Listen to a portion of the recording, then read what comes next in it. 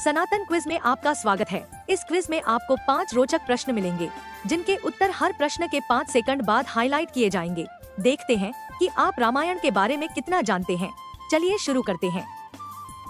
महर्षि परशुराम को भार्गव क्यों कहते थे? ए. शिव का भक्त होने के कारण, बी. क्षत्रियों का संहार करने के कारण, सी. भृगु वंश में जन्मने के कारण, डी. अति कोपी होने के कारण।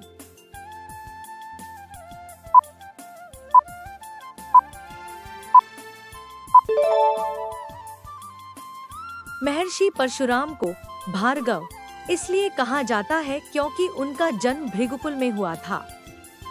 परशुराम के पितामह महर्षि ऋचिक भार्गव गोत्र के थे और उन्हें अथर्वा और आथर्वण भी कहा जाता था।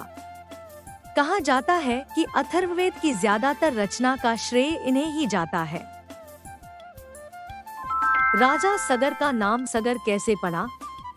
ए. गर विष सहित जन्मने के कारण, बी. सागर समुद्र में स्नान करने के कारण, सी. समुद्र से युद्ध करने के कारण, डी. समुद्र को खुदवाया था इस कारण।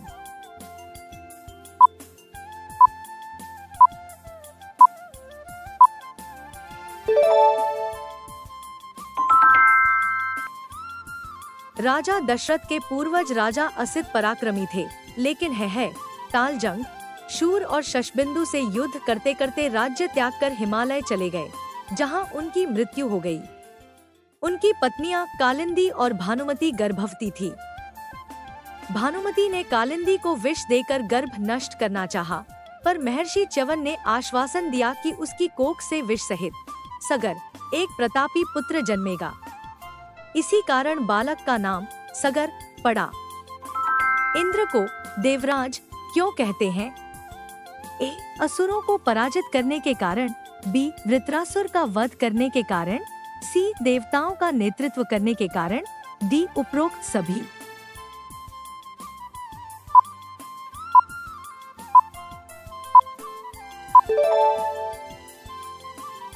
इंद्र को देवराज कहा जाता है क्योंकि वे स्वर्ग लोक के अधिपति और देवताओं के नेता हैं।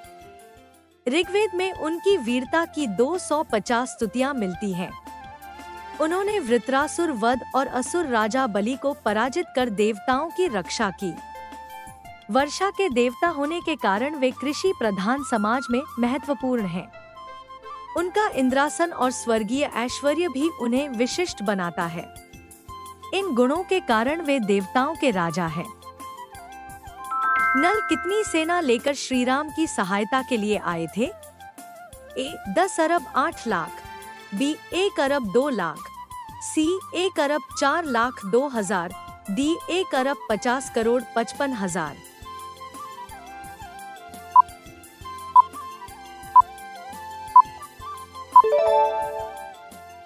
वाल्मीकि रामायण के युद्धकांड के 26वें सर्ग के श्लोक संख्या 21, 22 और 23 के अनुसार वानर यूथपति नल की सेना की संख्या अद्वितीय थी, 10 अरब 8 लाख वानर। ये सभी वानर चंदनवन में निवास करते थे। इन श्लोकों के अनुसार सेतु निर्माण के प्रमुख कर्ता नल ही थे। उनका अद्वितीय कौशल और नेतृत्व सेतु निर्माण के लिए महत्वपूर्ण था। सारण द्वारा रावण को दिए गए विवरण से यह भी स्पष्ट होता है कि नल अपनी विशाल सेना के साथ लंकापुरी को कुचलने का साहस और सामर्थ्य रखते थे। युद्ध हेतु लंका की ओर कूच करते समय लक्ष्मण किसकी सवारी कर रहे थे? ए. रथ, बी. अंगद, सी. पैदल चल रहे थे, डी. हनुमान।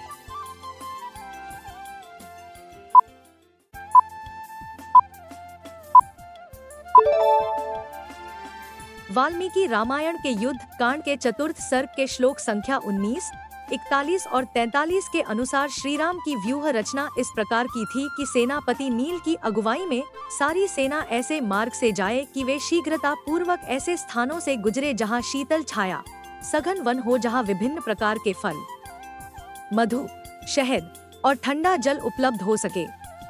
इसी सेना के मध्य में श्री राम हनुमान जी के कंधे पर और लक्ष्मण अंगद के कंधे पर सवार होकर समस्त सेना का निरीक्षण करते हुए चल रहे थे। अगर आपको यह क्विज पसंद आया हो तो इसे लाइक करें और अपने दोस्तों के साथ शेयर करें। हमें कमेंट्स में बताएं कि आपको कैसा लगा और कौन सा प्रश्न आपके लिए सबसे रोचक या सबसे चुनौतीपूर्ण था। हमारे चैनल सनातन क्विज को सब्सक्राइब करें और नोटिफिकेशन बेल को दबाएं ताकि आपको हमारे नए क्विज के वीडियोस की जानकारी सबसे पहले मिले।